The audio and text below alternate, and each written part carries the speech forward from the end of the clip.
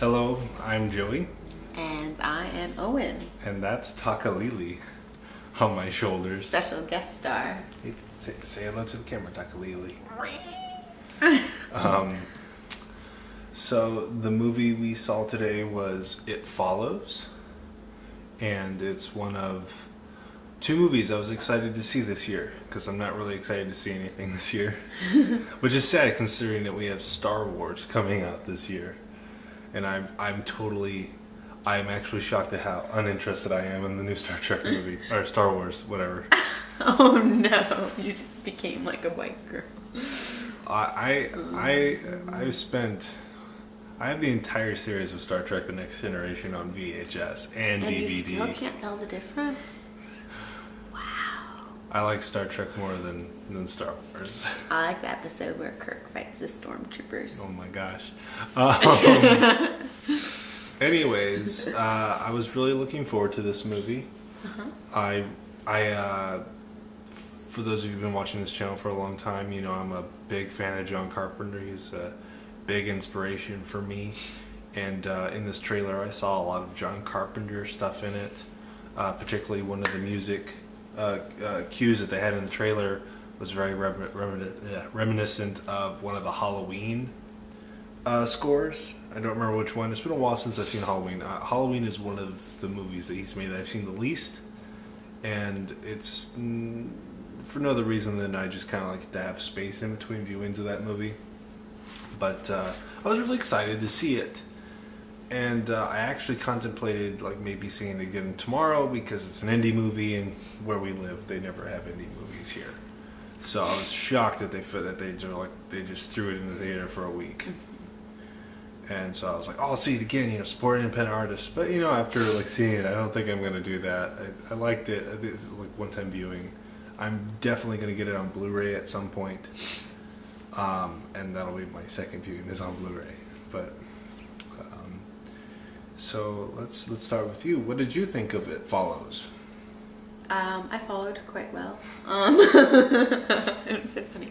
I liked it. I really liked the trailer you showed me, and so I was excited to see it, and I liked it. I felt like it was a good balance in what it was. Mm-hmm. Yeah. Let me preface this video with, this is not a review. This is more of a discussion on a movie, so we are going to dive into spoiler territory. So if you're one of those people who don't like spoilers, I recommend just don't watch this video. I'm going to do an actual review at some point because I think this is something that I should do like a thoughts on type thing. So we're going to have this and a thoughts on. An actual like scripted out. Yeah, scripted out. Not just us talking. Yeah. So we'll have that. So if you don't want spoilers, don't watch this video. So now that almost my entire audience is gone, let's. No, they're still here because look how adorable I am. Hello, guys. So I liked the movie. Me too. That was a good discussion. Good talk. Good night. Oh, bye, baby. I liked the movie quite a bit. Not as much as I thought I would. I thought it was very well shot. There were certain things that took me out of the movie. Like I was just telling you on the way home, I was expecting a movie that was going to be real immersive, and I didn't have that, and I wasn't like finished articulating like what I was thinking on the way home. But it wasn't just because like there was distractions in the theater. It was things like the part where he was pulling the wheelchair around. Every time that wheelchair hit a bump, the camera jerked, and for some reason it just my brain went to, I wonder what kind of mount is holding the camera, because it just every time it like hit a bump, the camera would just go like that. And there was a couple instances of that, like when the one part where they're like walking and it's handheld, it didn't bother me as much. See, for me, I feel like, my opinion, Probably doesn't matter, right? No, I feel like my opinion on it is like stuff like that I didn't notice as much, and that can be like more immersive because it can feel like you're moving with them or like pull you in as long as it's not like shaky cam all over the place.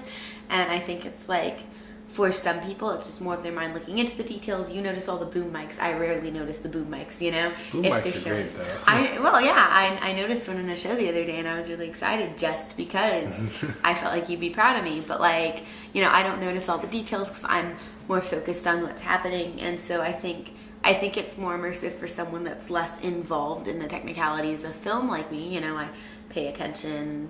Like I like details, but I don't know what rigging and crud. I don't know details. I don't know the difference between a camcorder and okay, I know the difference between that and an iPhone, but like you get my drift. Like I specifically liked a lot of the references this movie had. Like there was a lot of references, and it wasn't like hint hint nudge nudge.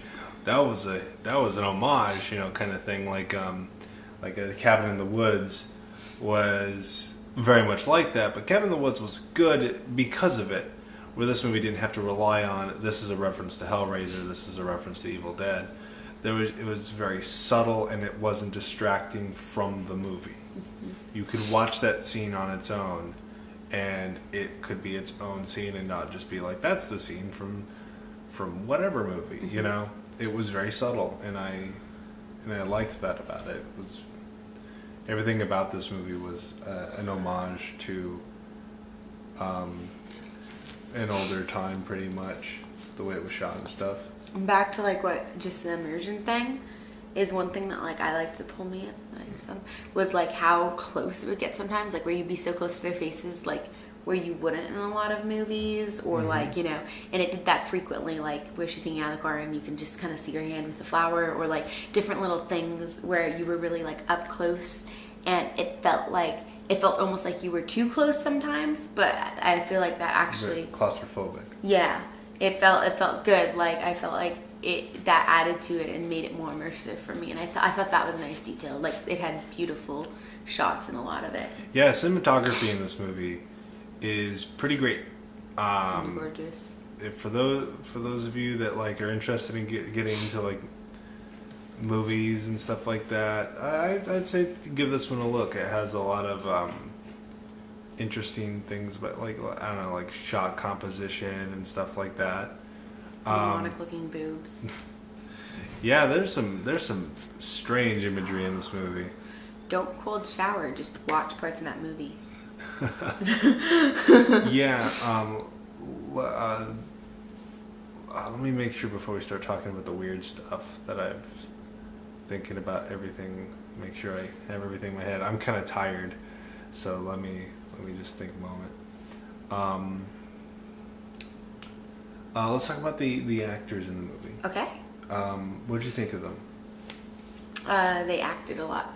I felt like they were acting. The main girl, I thought she did a very good job. I thought she did a good job in being likable, considering like her character would be really easy to be like really annoyed at the whole movie. I think. And I felt like she still came off as kind of endearing and kind of had like an innocence about her, which I really liked. Like, but she wasn't like totally daft. Like there was no point where I wanted to just like uppercut her and like push her into the ocean. Yeah, and when she did make a dumb mistake, it was more out of like panic. Like it was believable that someone in a situation like that would do something stupid because they're just like Yeah, and that was true of basically everyone in the movie. You know, if they made a mistake, it was because of no, let's split up. You know. Yeah, it wasn't like that, or like, oh, let's climb to the top of this water tower to hide. Like it wasn't stupid like that. They for the most part, they actually like most of their decisions made sense, or if they didn't, it was because it was in the rush of the moment. Like half the characters are confused, they can't see anything, and I felt like overall, like I wouldn't say I could have done any better than any of the characters in that movie if I was in the same situation, which I can't say about most horror movies because a lot of times I just want to like bash their heads in with their own stupidity. At first I was worried about the characters because the opening dialogue was very shoddy. It was like, hey, what's up? You swimming? Yeah. Yes. You know, and I was like... I noticed that too. I was like, oh, please tell me that this is not the dialogue of the whole movie. And it really isn't. It was only like the first like scene, maybe this little bit of the second scene. Yeah, I was trying to create a casual atmosphere of like Friends, I think, and it kind of had a little trouble with that, but it did fine on its own without that. Once they were established, that wasn't an issue anymore. I want to talk about the music one more time. I know I already said something. It's kind of got a blend of like stuff that's like in the background. I forget the word. It begins with an A, not ambiance. I can't think of the word, but like normal sounds are slowly turned into the score and stuff like that, which I thought was one of the most immersive aspects of the movie. And then I also really liked I really liked the synth score. There was a lot of modern like digital music in it as well that I thought like blended real well. At first I was really worried because like near the beginning, like early, it wasn't like the first scene, but it was like the first time where things start to get kind of freaky for the actual main girl, and it wasn't doing music, and it was the first time I'd like really noticed the music. I hadn't acknowledged it very much before that, and it wasn't actually doing that. It was just doing like silence, thud, like kind of like the Slender Man type thing that, you know, the thing that does.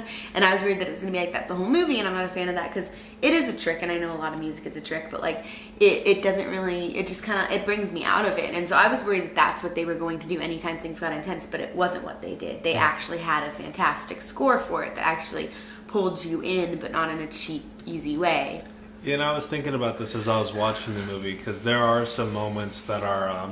there's a whole section of the movie where I feel like the movie kind of just grinds to a halt, and it's just coasted by the music. Like, it kind of reminded me of that thing that, like, Star Wars, there's, like, saying that, like, if it wasn't for John Williams' score, Star Wars wouldn't have been a hit, you know, kind of thing. Or it kind of reminded me of that, like... Would that have been the same? Like, would I have enjoyed this movie as much without that score? And I think I still would have enjoyed it, like if it went for something a little bit more generic. I probably still would have liked the movie for its technical aspects, but the music really added something to it that it made me enjoy the movie a lot more.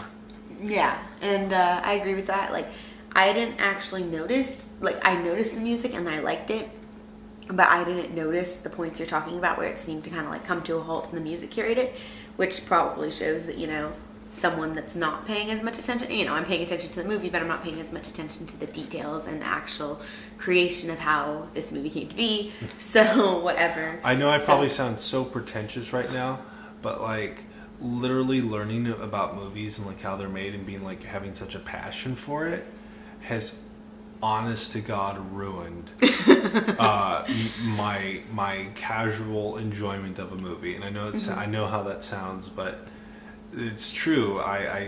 It's a problem, and the way I get past it is I either watch really, really terrible movies or really, really good movies. Yeah, so. No, and that's just true. Yeah, the whole time I've known you, you've been like where you will just pick out everything, or you're like biting your lip to not pick out everything if it's something I want you to just shut up for. and that's just the way you are, and you notice all these details, and so there are other people like you, I'm sure, somewhere. and so for those people that are looking for the details, your little online friends or whatever, those little boys, like they might see more of this. But like for me, you know, and I don't want to see it in the detail you do because I like to enjoy movies. Yeah. Genuinely, I feel like it opens a door to a new level of enjoyment, but also it closes the door to a different. Yeah, and a lot of people have that with whatever it is, whatever their passion is or whatever they're pursuing. They'll get that way about it, where they know so much that it kind of ruins the general thing. And I've had that experience too. I can't think of what it's with, but I know I have. And I met this guy who's like talking to me about music once, and he was talking to me like about like how there's no such thing as country music before, and like he was just saying that there's no such thing as country music. It's just pop with southern accents, which is something I've always thought. that like modern country music just sounds like pop music with country accents. But like he was going into like such detail and like mathematics that like everything was going over my head, and I was just like, wow, you know stuff. And like I didn't understand what was going on, but he seemed to know what he was talking about. Yeah, and a lot of people, we're getting off, but I just want to say this anyway. A lot of people will go through and they'll be like in between passionate about a few things, and then there's some people that just get really passionate about one specific thing, and I think that's the point where you can totally ruin it for yourself while still like having this fired up passion, because it's just different than other people, and that's the way he is. You are with movies, that's just the way you are. And so it's not even pretentious, it's just reality. It's what happens, and some people have experienced it and some people haven't. But if you have, then you know. It's just what happens. And nothing has been ruined for me because I'm daft and passionate about nothing, but that's another topic for another time. I'm passionate about this cat. So let's actually talk about the antagonist of the movie. Okay. The character that follows. I never even talked about all the actors. Oh, you didn't? I thought we just talked Okay. about them We in vaguely general. did. It's okay. No, we can move on. I mean, we only got a short amount of time. But let's talk about the thing that follows. Okay. What did you think of it? I liked it. I know you had some interesting like thoughts on it. I felt like I enjoyed it the way it was. I didn't think too much. Like there were a few moments when I felt like they could have done better with it, but for the most part, I felt like they did it well. I wasn't sure if, like, when I watched the trailer with you, I was like, either this could be really great or they could do this terribly wrong. Just with that one thing, they could just spoil everything and make it really generic or just really stupid. Like, like if it's a giant centipede falling, then I'm out, And I just felt like there could be like they could have easily done it wrong. And I felt like they really did it well. Yeah, and for those of you that don't care about spoilers and you don't know what the following thing is, basically,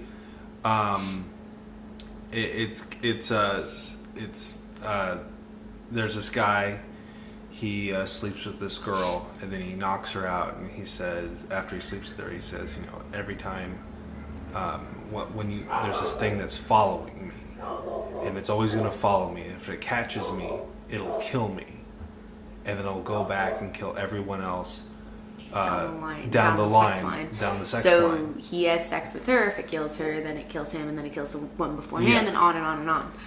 And I think it's actually secretly a whole movie ad for practicing safe sex and abstinence. Honestly, it would totally work. Like, show that to like junior hires and be like, "This is what happens." And which is an element of it that is also kind of the 80s kind of like slasher movie thing, that it's still somewhat practiced nowadays, but more in like just like this is how it's done type thing. Where like where it's like not really an homage. It takes that concept and does its own thing with it. But like sex is like a major thing in this movie, and it uses it in a most horrifying way. Yeah. Nudity is just like terrifying in this movie. It's like people peeing themselves, and like it's not fun. No, it's not fun.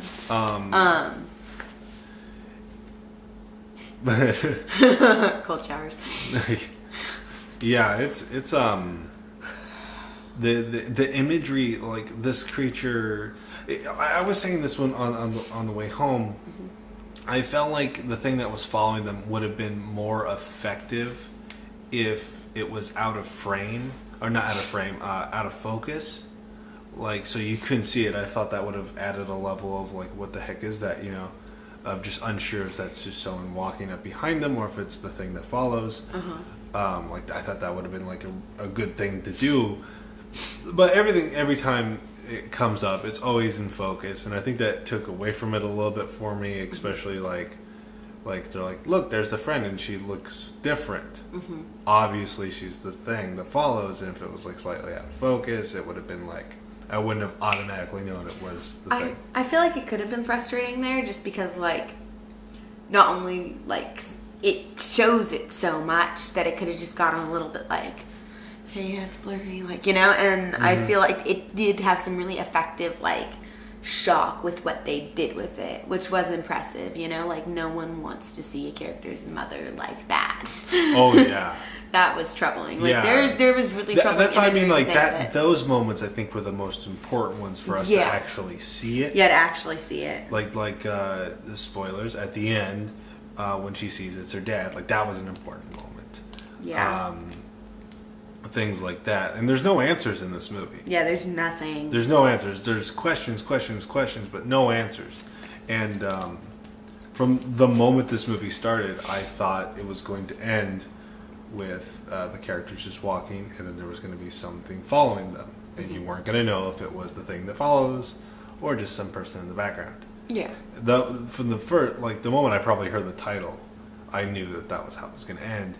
And I thought it was going to end differently for a little bit because there's a climax at the pool, and I thought it was going to go a completely different route, but then it didn't, and then it went to the ending I thought it was going to happen, which is a fine ending. And they did something a little different with it, which we were talking about earlier, was it left options open.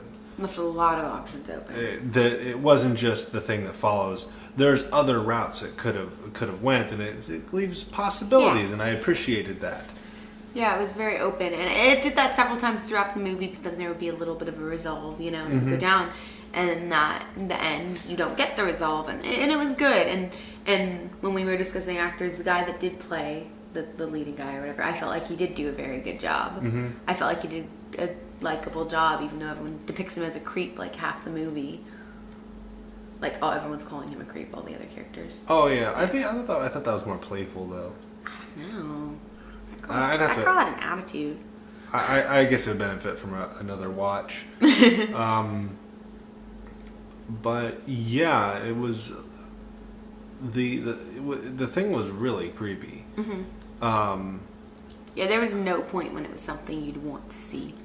And I'd have to watch it again, but I think a lot of the music was cued with its steps. And I'd have to watch it again to soak that in. Yeah. But that's the kind of movie this is. It's a movie you want to watch again to notice more things. That's a good thing in a movie.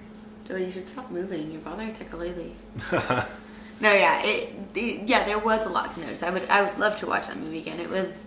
It had a lot going on. It had a lot of positive. There was nothing in it that was just like, oh, why did they do that? Like, there's nothing that made me like feel like, oh, this would have been a good movie if it weren't for. It felt like, you know, there were a few small things they could have done differently. But overall, it was still. Overall, it was still a good movie in spite of that. Yeah, we were talking about the thing that follows.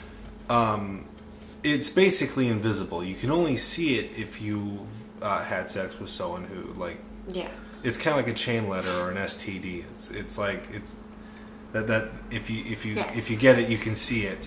It's like a big bummer of an STD. Yeah, and if it gets you, it just mangles your body, like rapes and mangles your body. It's terrible. But it's basically invisible, so it's real. It's a physical thing that can harm other people that can't see it. It can physically harm them, but it's invisible to anyone who's not a part of that. And there were inconsistencies with its ability and with its behaviors. Yeah, like there's a moment where it's just on top of the roof, and it's just like, why is it on top of the roof if it just walks? Because that's the rule, it walks. Yeah. So then I was like thinking like, and this wasn't just like nitpicking after the fact. It was just like as I was watching it, I was kind of like, yeah, immediately, me too. It was like, so instead of going straight to the house and getting the person that they wanted to kill, which has been the thing's main goal the entire movie, it decided to climb up on top of the roof and stand creepily. Yeah, it's like it would have been a good idea, but it broke the rules. It broke its own rules. Like the whole movie, the thing that follows has basically the limitations of a normal human being. It's like almost like a zombie. It doesn't really seem to do anything aerobic, climbing, like moving around very much. It's very like It just walks. Yeah, it just walks. It climbs through windows, but that's really the worst it gets. It walks, and then if it gets you, it just beats the crap out of you. Yeah, and there were inconsistencies though, like, and sometimes it's like I'm just gonna break a window and climb on through, and then sometimes it'll just, like, at one point it just manages to blow a hole in a door.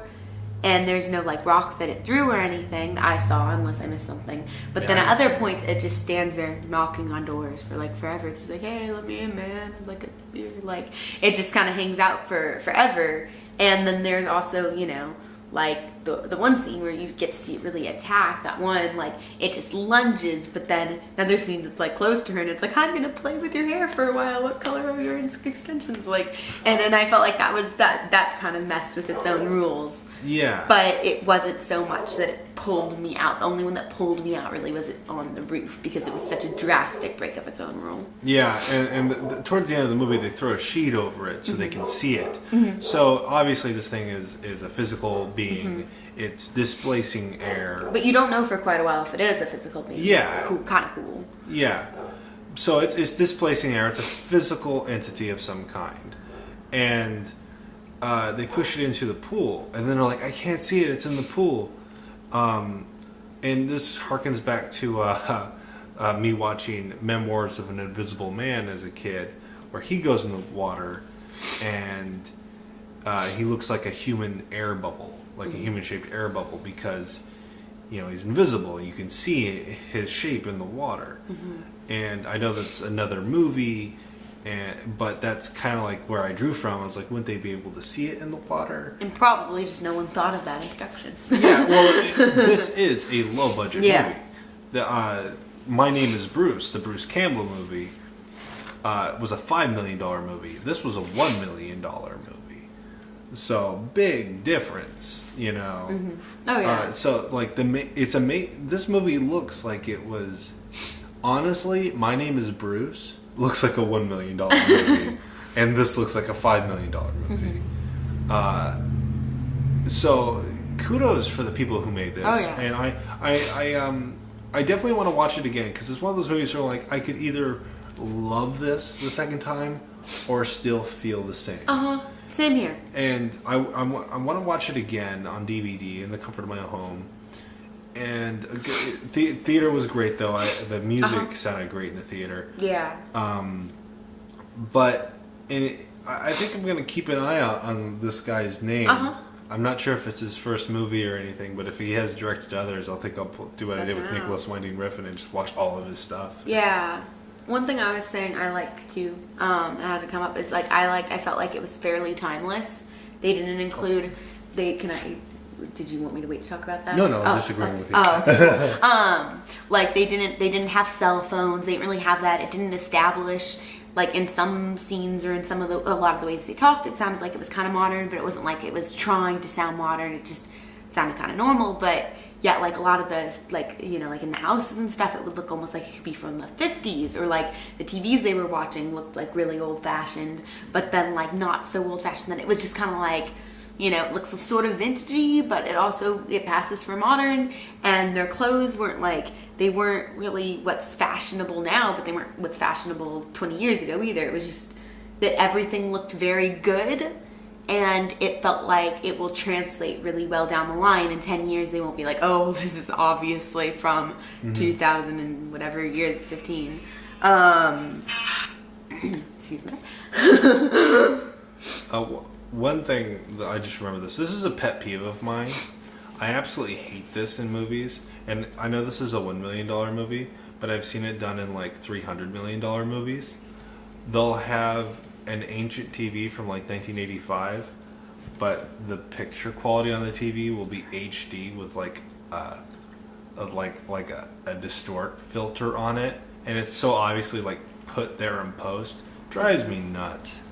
And like this movie had a little bit more leeway, but I'm like, it just pulls me out of the movie. I'm like, I hate that effect. They do it in The Watchmen. That movie, The Watchmen. That's a big movie, and it's such a weird flaw and such easily fixed thing, you know. Just I know like there's a shutter problem when you record like those old-fashioned TVs, but that's when you got $300 million, Yeah. you can take the time to fix it. At least I think so. Yeah. But yeah. Do you want to start wrapping this up, or is you got more to say? Yeah, sorry, my phone. I have a life sometimes, and it's sad. And I don't silence it. But yes, I agree with you. Totally. The colors were a bold choice.